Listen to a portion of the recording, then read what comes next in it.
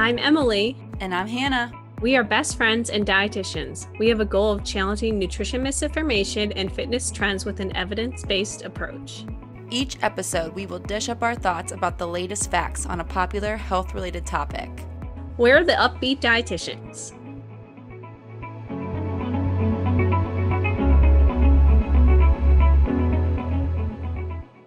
Hello, everyone. Welcome back to another episode of the Up-Beet Dietitians podcast. Hi, guys. Welcome back. Today, we have a very special guest with us. We have Kristina Parrish, all the way from the Carolinas over there is where we got her from. So we know Kristina from Purdue. She was a few years ahead of us in dietetics. And Kristina is a very wonderful sports dietitian. She's going to be going through with us kind of the correlation between nutrition and exercise and how they kind of go together. So start us off, Kristina. Why don't you take us through kind of a day in the life, what you do for work, talk about, your education, all that good stuff. Sure. So kind of like Hannah said, I went to Purdue for my undergrad where I got my dietetic degree. And then while I was there, I volunteered with the sports nutrition department, which is kind of where I found my niche. I really, really enjoyed it, had a lot of fun with it. And then I also worked in the athletic dining room with Hannah and Emily as well, and just kind of furthered my interest in sports nutrition and everything like that. So I kind of knew that's what I wanted to pursue after I finished my internship.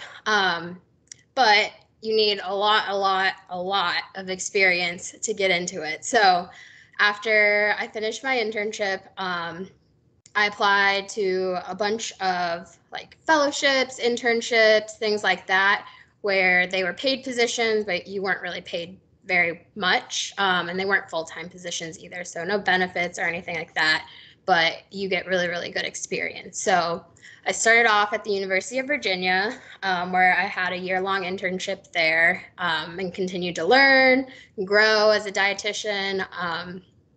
And then it was kind of weird because that ended in December and most colleges aren't really hiring around that time. So I found myself in another internship, and this time I was at Rutgers in New Jersey. But the cool thing about that job is the director of sports nutrition there was on maternity leave. So I kind of got to fill in her role and kind of take over a director position without fully being a director, which kind of propelled me into the position I am now, which is the director of sports nutrition at East Carolina University. So awesome. Sports nutrition's it's a crazy field. I know you and Emily have had more experience in that than I have for sure. I just had my time at Purdue when I did the volunteer stuff. But you always just hear about all the different experience you have to get to finally land your dream role one day. Hopefully everyone ends up getting there, but it takes a lot of work. Yes, a lot of work, a lot of time. But you usually get free food, so it's kind of worth it. It's true. Pays off. Yes. Well, tell us kind of about a whole day in the life. So I know it's probably dependent on the season, but take us through kind of what you do day to day as a sports RD. Yeah, so kind of like you said, depending on the season will depend on how early I have to be in. But usually it's around 6 or 7 in the morning. And at East Carolina, typically football's lifting in the morning. So we will do that. I'll help with post-workout stuff. We'll do breakfast sometimes, things like that. That'll basically take up my morning until 10. Then I might do some restocking. And I guess I didn't mention, so East Carolina didn't have a sports dietitian before they hired me, so I'm the first one. And I don't have any assistants or anything yet. So I kind of rely on myself, and then some of the strength coaches help out a lot.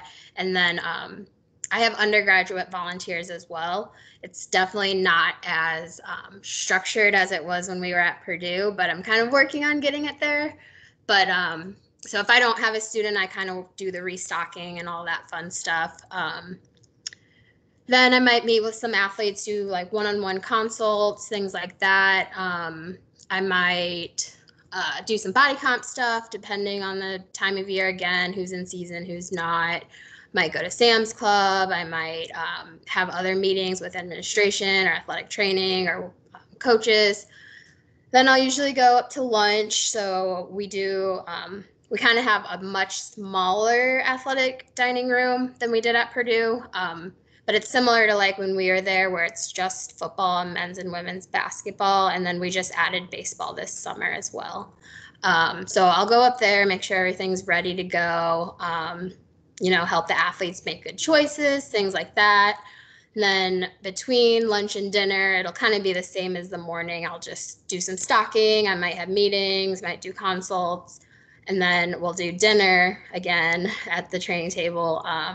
And so I'll typically get off like 6:37, unless it's football season, and practice will usually get over around 6 or 7. So then I'll have dinner after that. Then I go home and go to sleep. And repeat the next day. Yes. Oh my gosh. Yes. A very, very busy day. Kind of like, I feel like every day sports there's always something going on. Yeah. It goes by fast though when you're busy, like you're never sitting around staring at the clock. So that's kind of one of the things I enjoy. Mm-hmm. Definitely very nice. I feel like especially those office jobs, I just think of that. I'm like, yeah. People call my office phone and I'm barely ever in there. And they're like, you didn't answer your phone. And I'm like, call my cell phone. Cool. So when you aren't working for average 12 hours a day, what do you like to do for fun in your free time? So I really typical dietitian, but I really enjoy cooking. So I like looking up new recipes. I usually just go on Pinterest and we'll look something up, but maybe not so typical. I really enjoy baking. So that's what I usually do on the weekends if it's not football season and we have games. But I'll try to bake something and then I usually bring it into work so I don't eat it all. Unless it's really good, then I might keep it for myself. But also, just because I'm in that kind of environment, I enjoy working out. I've always been a runner, so I enjoy doing that as well. And then, maybe some reading. I always have like a book to read during the season just because we travel so much. So it's kind of good to have a book on hand. I'm not one to like sleep on a plane, so to like keep myself busy for those long trips. Very cool. So I guess we kind of discussed a bit of it with your day-to-day and what those responsibilities might look like, but what exactly for people to, I guess, give them like a more general understanding of what a sports dietitian is, because I feel like a lot of people know about like the clinical setting and they know food service, but they might not be as familiar with sports, and basically what your take is on what a sports dietitian is, and then also how to become a sports dietitian. Okay, so sports dietitian, obviously you do all the stuff you do to become a dietitian, but I feel like the main difference is your focus is more on performance, and that might entail body composition and losing or gaining weight, things like that, but I feel like the main focus is always going to be performance, because you're always trying to enhance the athlete's performance, whether it's getting them to run faster, jump higher, jump further, whatever the case might be. That's always what your nutrition kind of revolves around. Now, subcategories of that might be they need to lose fat or gain muscle or whatever, and you kind of help them with that, but while keeping in mind that their performance is ultimately the biggest factor of their lives right now. So to become a sports dietitian, first you need a lot of experience, whether it's working in the collegiate setting or the professional setting, or even your recreational athletes. A lot of dietitians work with marathon runners or triathletes, bodybuilders, CrossFit people, things like that.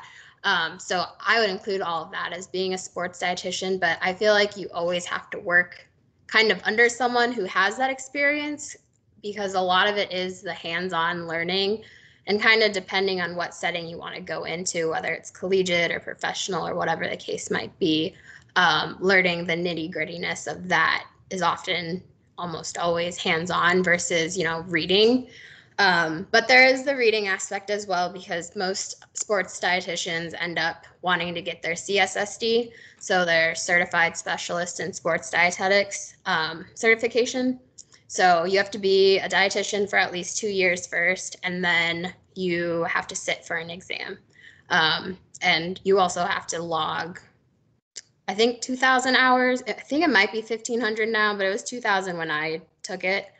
But I think they decreased it a little bit because they count your masters as some of the hours now as well, which is super cool considering you have to have your masters, I think, pretty soon, 2024. Mm-hmm. Yeah, so you have to have your masters anyway, so that's super helpful that some of your master's hours can count towards that.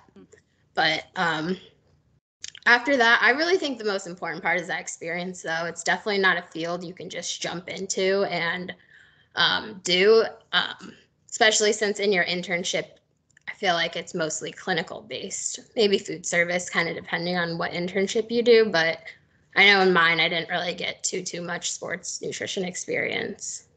Do you feel like what we did, like an undergrad and like even volunteering with Purdue, do you feel like that prepared you at all for your first sports RD job? Or do you feel like you had a lot of learning to do that first time? I feel like when I was first applying to jobs, I felt like I was ready.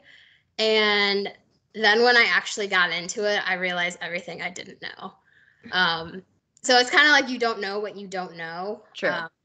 So I thought I was, and then, when I started at UVA, I was like, oh, I never thought about like having a budget and making sure that you don't go over your budget, or, like little things like that you might not think about. That's not going to be on the RD exam, or that, we didn't know when we were volunteering, but we just went and got the muscle milks and put them in the fridge and, right. Check the expiration date, and that's it. So I feel like it definitely gave you a starting point, and I think volunteering, well, at least for me, I know volunteering helped me decide that was, the path I wanted to take. But I think it minimally prepared me, but I didn't know it at the time. Yeah, because like what you said, like most RD positions, like clinical or food service, we focus so much on that during school and barely anything on sports, that it makes sense that after graduation is when you learn the most. So that's probably stressful, but also really fun to just get to learn all that and all at once, like with your hands, getting your hands dirty right away. Yes, exactly. All right, cool. Well, let's get into talking more about like the specifics, kind of like what you would tell maybe like your athletes. Mm-hmm. Tell us about the importance of pre-workout nutrition, and kind of give us some examples of like good pre-workout snacks as well, if you will. Sure. So my favorite analogy, and I really don't even know where I learned it, but I still use it to this day, and I've used it probably since I started working with athletes, but I always think of pre-workout nutrition equivalent to gas that you put in your car. So you never take a road trip, or you never really go anywhere on an empty gas tank, and that's kind of how you have to treat your body. So if you're about to expend all this energy and break down all this muscle, you want to have a full gas tank, or you're just not going to get as much out of your workout as you can, which in turn kind of defeats the purpose of working out anyway, because at least when I work out, I want to get everything I can out of it. I don't want to waste my time and energy and then not see results. So that's kind of how I explain it to my athletes. And then when you're thinking of pre-workout fuel, you think mostly carbohydrates. So the closer you get to working out, the simpler the carbs you want them to be. So if it's, 15, 20 minutes before you work out, you want to have like a really quick source. I usually tell athletes to just drink some juice or Gatorade or some type of liquid, because it just tends to sit better on their stomachs. If you've got more time, maybe a bagel or a piece of white bread, maybe goldfish, fruit snacks, more of the solid foods, but still simple carbs. And then if you've got, 2+ hours, you can have a regular, well-rounded meal. I know there's so many different types of like exercise and everything, and I'm sure people are wondering if they should change their pre-workout nutrition based off the type of activity, whether that's more of like a cardio heavy workout, weightlifting, really anything in between, whatnot. Yeah. I feel like generally if you're doing more of the cardio type exercises, that's when you're worried about feeling heavy or having that kind of full feeling in your stomach. You don't really want that sloshing around. So that's when I would go for a smaller but like quick carb and would stay away from the proteins and the fats. So if I'm having a bagel, I'm not slathering it with peanut butter or cream cheese.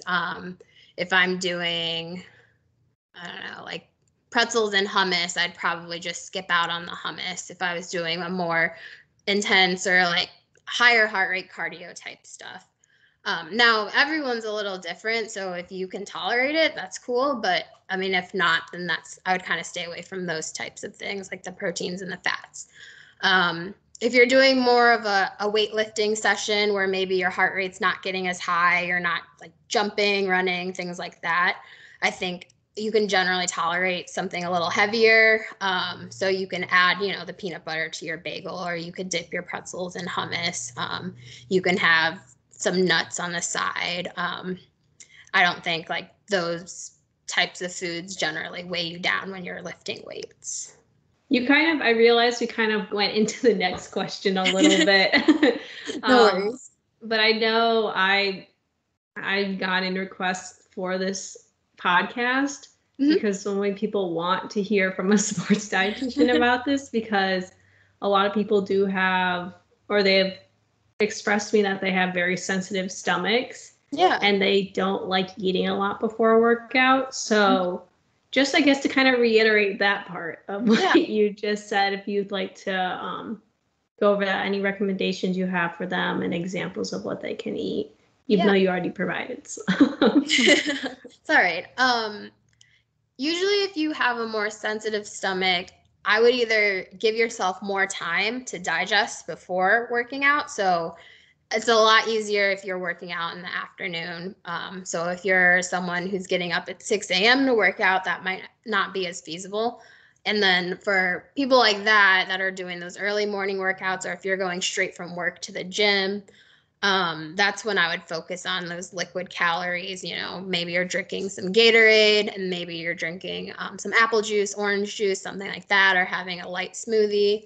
And then also know that you can train your stomach as well. So if you've gone your whole life working out on an empty stomach, your body's just used to doing that. So you start slow, you're not drinking a whole 32-ounce Gatorade, like maybe you're drinking a cup of Gatorade. And then you slowly increase that and see how you feel. And you wait till you tolerate it until you go to the solid food. So you can kind of train yourself just like you're training during your workouts to tolerate more. So you can lift more, but not initially. So it's kind of the same way. So you can eat more, but maybe not initially. So you kind of have to treat your training and your nutrition as a whole. So you're training your stomach and you're training your muscles.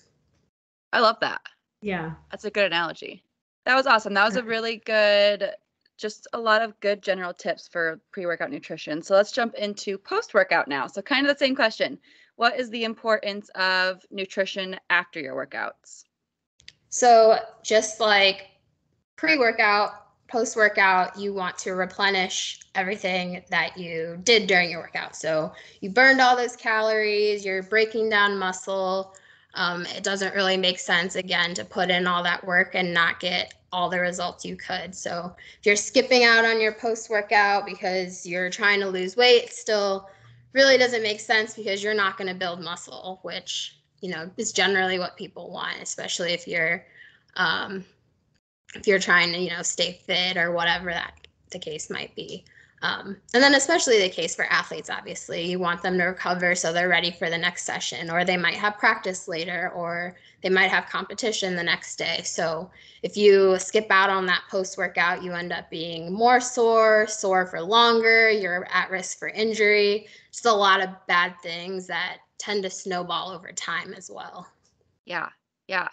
I know. I just feel like starving after workout, so I can't imagine like not wanting to eat right after. Right. Well, also just like the pre-workout, does the foods that you choose after your workout depend on whether it's like cardio, weightlifting, anything in between, like Emily said? Does that kind of matter as well? Yeah. So usually also the I guess how long you're working out for as well, because the longer you're working out, I mean, the more calories you're burning, the more glycogen in your muscles you're breaking down. So the longer the workout, the more carbs you might need. And then also, if you're doing more cardio type exercises, that means you're burning more of the glycogen store. So you want to include more carbs in your post-workout. If you're doing more of a weightlifting type workout, you typically don't need as many carbs afterwards, but in both cases, you want to hit that protein. So you want to make sure you're having some kind of source of protein after, whether it's your typical protein shake, or you can have a normal meal too. So I feel like usually if you work out in the morning, then you eat breakfast, or if you work out in the evenings, you probably eat dinner. The people that work out, during their lunch break might be the ones that have more trouble getting a meal in. So they might opt for, maybe something quicker, like a yogurt parfait or chocolate milk or something like that. And I know a lot of people have talked about like how with like protein shakes, I see it all the time where they have them ready at the gym. And I feel like so many people have talked about how they need to take it right away, or else it's not going to like optimize their muscle building. And I'd love to hear from you, your 2 cents on that in terms of getting some type of post-workout nutrition in after a workout, and how much the timing matters.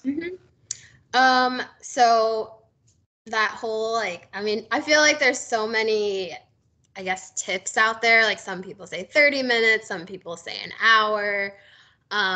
I feel like as long as you're getting something in within an hour, you're going to be fine.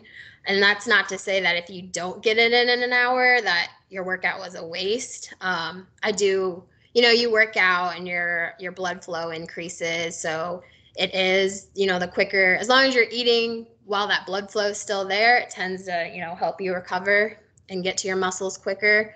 But it's not going to just not be good for you if it's past an hour, past half an hour. I think you get it in when it's convenient for you. Now, if you work out at night and then just go to bed, then you're going to have some problems. Or if you work out in the morning and then get coffee on your way to work and just go to work without eating, and then you don't eat till lunch, then yeah, you're not going to recover as well. So I think there's a happy medium in there, but people have taken that guideline a little too seriously. Yeah. I feel like it's like people either hit like one or the other, where it's like I have to get all my nutrition in right away, or people are like, not at all. Coffee won't do. Yeah, exactly. And I think it's the convenience too. Like it's convenient to drink a protein shake after, because you don't have to cook it. You don't have to blend it. It's like in a bottle and ready to go. But it just kind of depends on your lifestyle and if you have that time or if you don't. Yeah, I love a good protein shake, but I think it's silly to like be literally walking out of the gym drinking it, because you feel like you have to get that protein synthesis going ASAP. Right. That's just, thankfully we have more leeway than that. Yes, for sure. I love realistic guidelines and tips, not cut and dry. That's why we love dietitians. I feel like dietitians get it. Yes. Just wish everyone else listened to us a little more. Yes. That's a whole nother battle we're always facing. It is. So I guess just to like wrap up everything we've kind of discussed in this episode now, what is kind of your final verdict, statement, what you want the people to know, to basically take away from this episode? It can be about pre and post workout nutrition, whatever you'd like to give your 2 cents on. Sure. So this is something I say to pretty much all my athletes, especially when I first meet, incoming freshmen and we do like a general nutrition talk. One of my nutrition rules, if you will, is to always bookend your workouts. So by that, I mean, you're always eating something before workout and you're always eating something after workout. and you never, ever, ever miss those two eating times or snacks or whatever it might be. Just because that's how important it is. And especially for athletes, because, you know, they don't get a lot of off days. They don't have a lot of time to recover. So every little thing that they can do is only going to help them.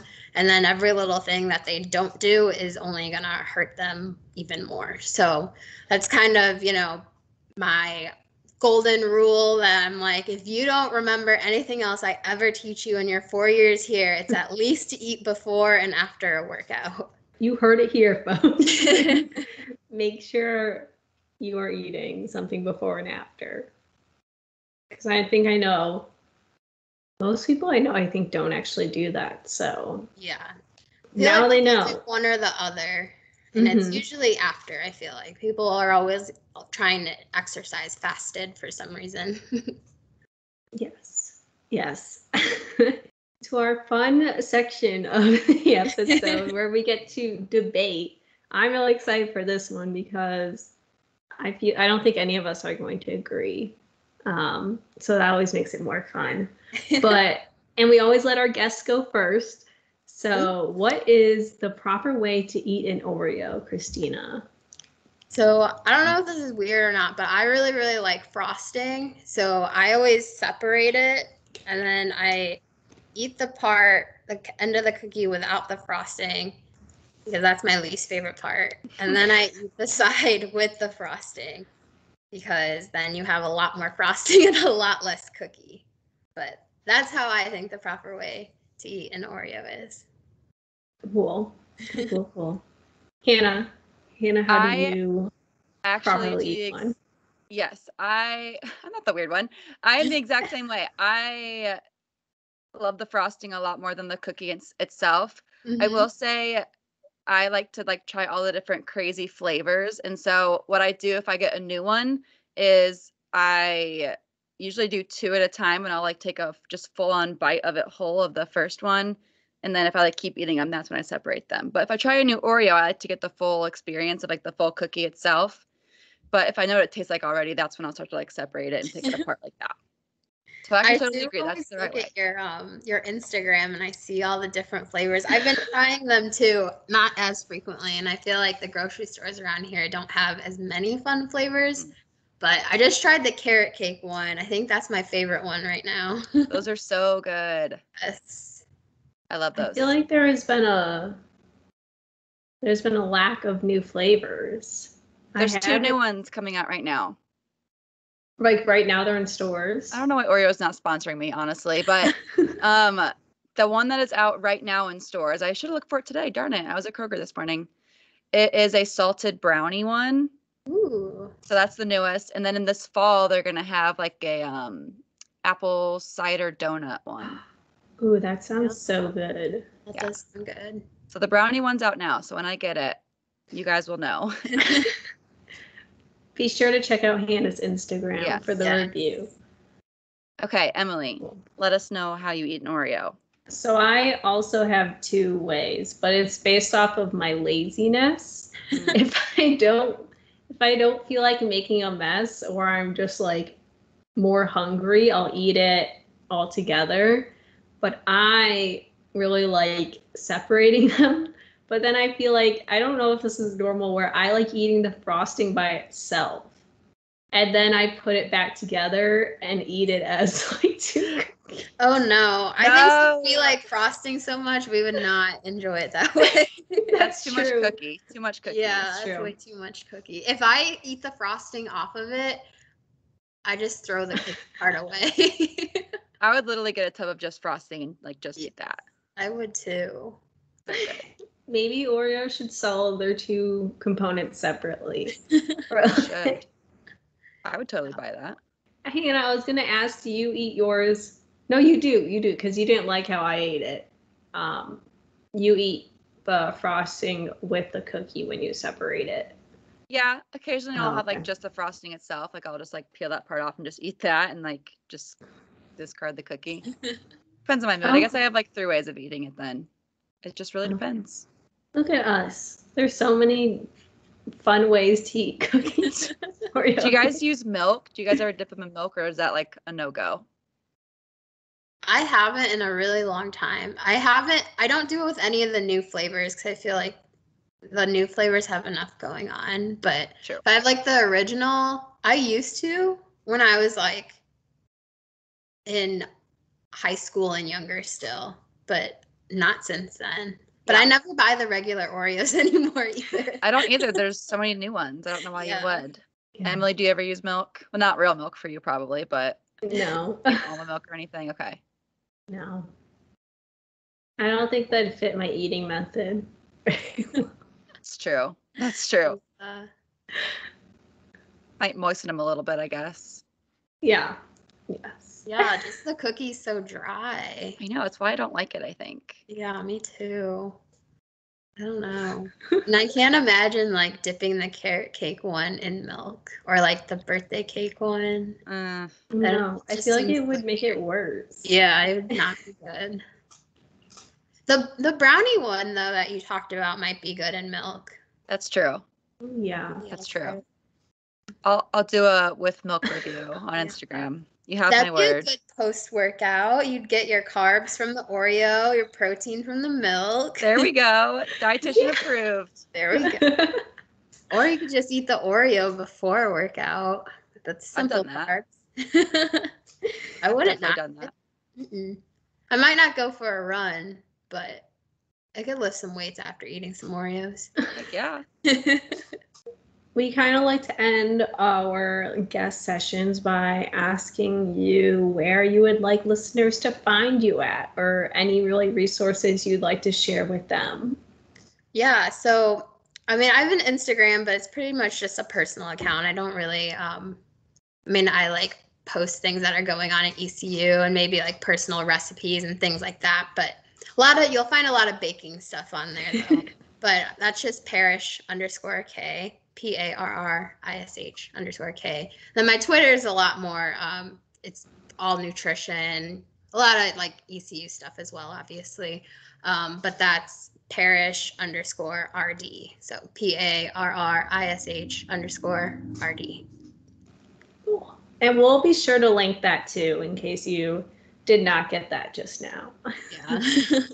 Well, Kristina, thank you so much for coming on here. We were so excited to see you again since I don't know the last time we've all talked. It's definitely been years. Yeah. I feel like I either respond to your guys' like Instagram stories a lot, or I think I've texted you guys a couple times as well. But yeah, it's literally been since our Purdue days, which it's sad. It's so long ago for me, not to you guys, not yet, but you'll get there. But I do miss it. I miss being at Purdue. I do too. Think about it all the time. I know. And sometimes I'll see like posts from them and like everything is under construction, everything's gone, and that makes me feel old too. I know. I feel like if we ever go revisit, it's gonna be like a totally new campus. Yeah, I won't recognize anything. It's gonna be so sad.